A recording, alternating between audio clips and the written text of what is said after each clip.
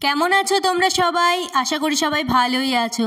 আগের পার্টে তোমরা দেখেছিলে অধিবাস এবং গানের দিন আমরা কি কি করেছি, আর এই পার্টে দেখবে মহোৎসব এবং মহান্ত বিদায়ের দিন আমরা কি কি করলাম। তো চলো ভিডিও শুরু করা যাক। নগর ভ্রমণে গিয়ে তো খুবই ভালো লেগেছে, খুবই মজা করেছি, কিন্তু এই কাকফাটা রোদে একটু কষ্টও হয়েছে।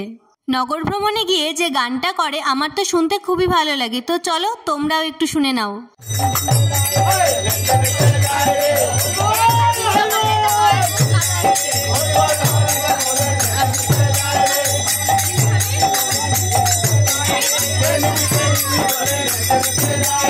সাড়ে 11টার সময় নগরে বেরিয়ে আমাদের ফিরতে ফিরতে ওই 3টে বেজে গেছিল। এতক্ষণ এই রোদের মধ্যে থেকে আমার অবস্থা তো খুবই খারাপ হয়ে গেছিল।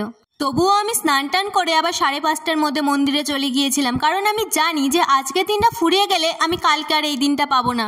তাই যা মজা করার আমাকে আজকেই করে নিতে হবে।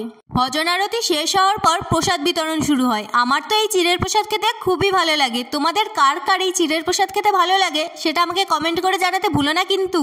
দুপুরবেলায় তো প্রচণ্ড রোদ গরম ছিল, কিন্তু রাত্রেবেলায় যখন মানুষ খাওয়া দাওয়া করবে তখন হালকা পাতলা ঝড় বৃষ্টি হয়েছে।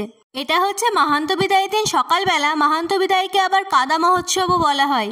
এই দেখো এখানে কাদা মাখার প্রস্তুতি চলছে। এখন আমরা তেমন কাদা টাদার মাখি না, ওই আবিরেই সন্তুষ্ট থাকি, তবে বাচ্চা পাটিরা টুকটাক কাদা মাখে। এই কয়দিন হই হই করতে করতে গান বাজনার মধ্যে দিয়ে কিভাবে যে কেটে গেল বুঝতেই পারিনি। তবে আজকে একটু হলেও মনটা খারাপ করছিল।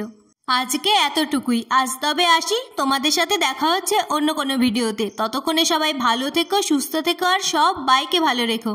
আর কমেন্টে রাধে রাধে লিখতে ভুলো না কিন্তু।